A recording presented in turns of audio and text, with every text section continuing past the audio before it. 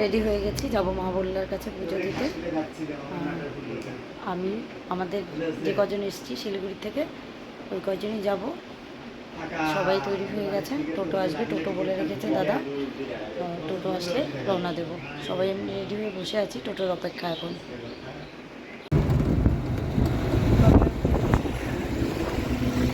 মহাবল্লার কাছে যাচ্ছি আমরা।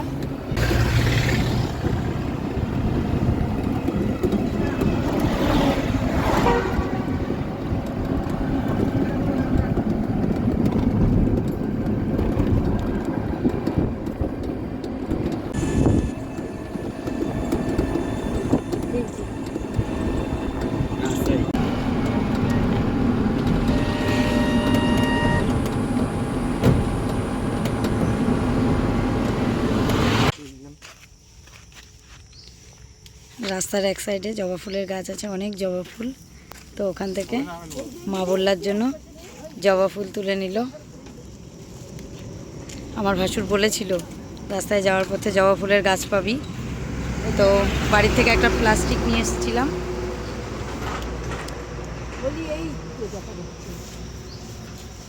অনেক জবা ফুল, অনেক। ওই দেখো নিচে তোমার পায়ের সামনে।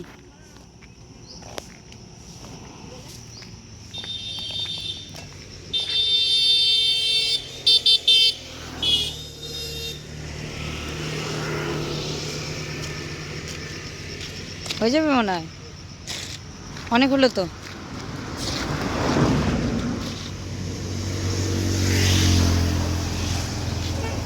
জীবনদা ওই যে ওই যে ওই যে ওই যে এই যে এই যে এই যে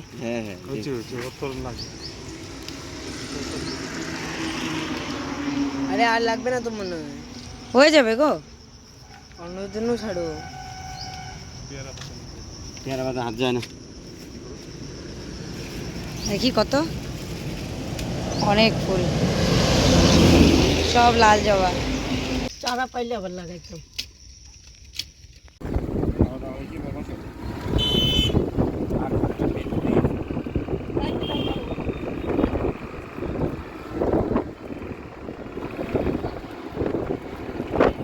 চলে এসেছি আমরা মা বল্লার কাছে। প্রচুর ভিড়, আজকে শুক্রবার। এখানে ছোটোখাটো মেলার মতো বসেছে আজকে শুক্রবার, তো আগে পুজোটা দিয়ে নিই।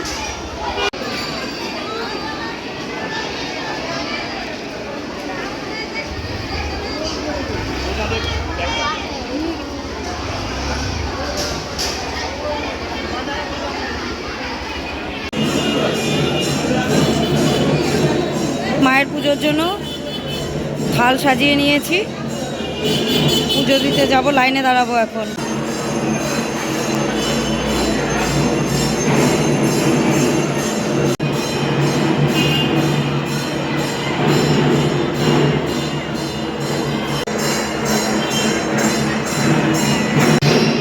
লাইনে দাঁড়িয়ে আছি, অনেক বড় লাইন, পেছনে তো অনেক বড় লাইন হয়ে গেছে।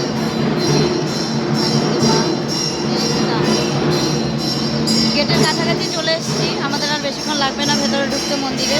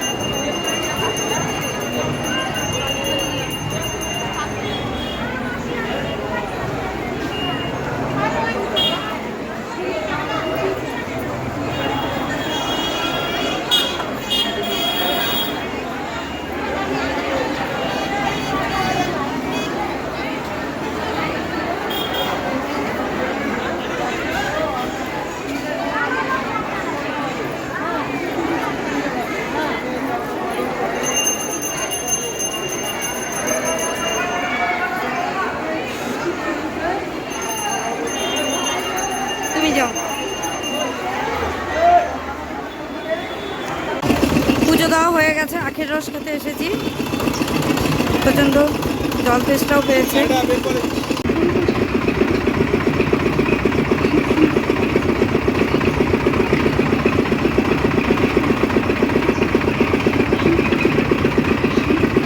এই যা কাটা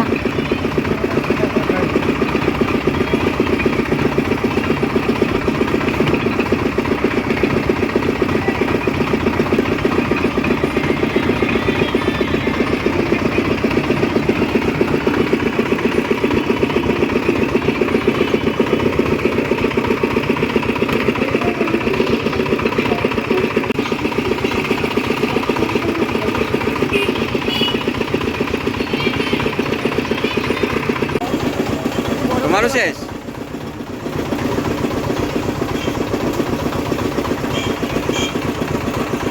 কেমন?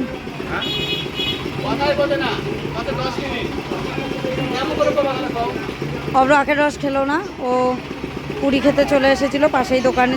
পুরি খাবো এখন সবাই মিলেই, আমরাও নিয়ে নিলাম পুরি তরকারি।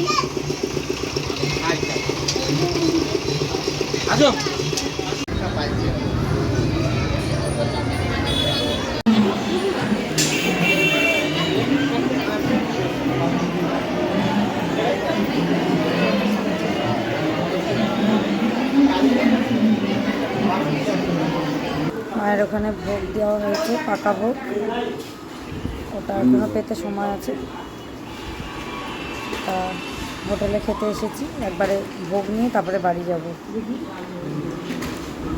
সবাই খেতে বসেছে, চলে এসেছে আমাদের ভোগের হাঁড়ি। তা ভোগে কী কী আছে সেটা বাড়িতে গিয়ে দেখাবো। এখন ভোগের হাঁড়ির মুখ খোলা যাবে না, তাই বাড়িতে গিয়ে আপনাদের সাথে শেয়ার করব কী কী আছে আজকে ভোগে। বেরিয়ে যাচ্ছি আমরা এখন মা বললার এখান থেকে।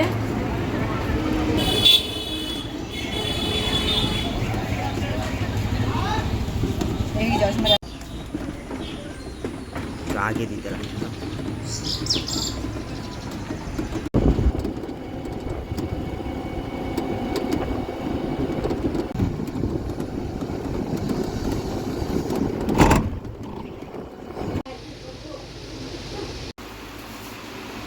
তারা পিঠে হয়, আমি ভোগ তারা পিঠে।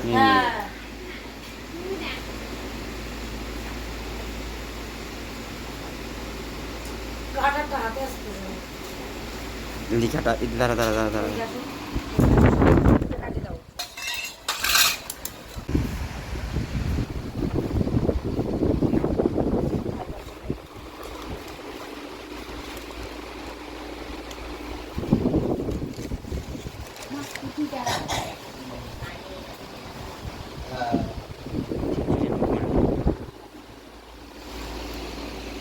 দুজনে কত করে নিলে একটা ভোগ? 70 টাকা। এত বড় সোনা কালিয়াগঞ্জের। আরো কিছু দেবো বলছি। এটা কি আছে? ও গ্লাস পায়েস। পায়েস রাখবো এখানে নিচে। রাখো। এটা কি বেলপাতা? গিলাসের প্রাইস দিয়ে ভালো করতেন না, মিশে যাবে না। হ্যাঁ হ্যাঁ। এটা হচ্ছে মিষ্টি, খুব সুন্দর ফুটার। পরে তাহলে তা নিয়ে অল্প অল্প সবাই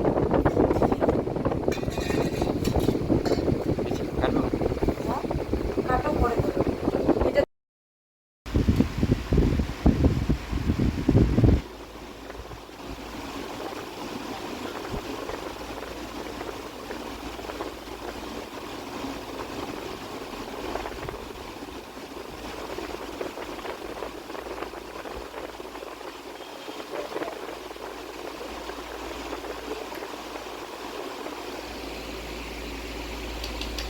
দাদাকে দিয়ে দেবো, তারপরে আমরা যাবো প্রসাদ খেতে।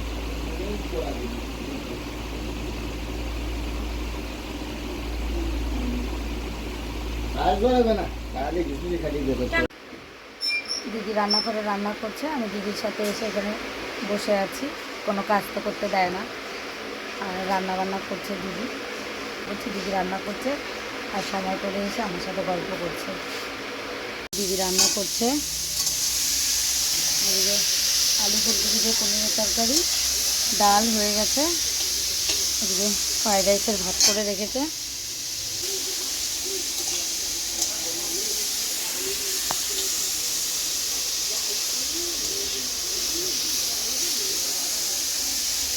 এখন ফ্রাইড রাইস হবে।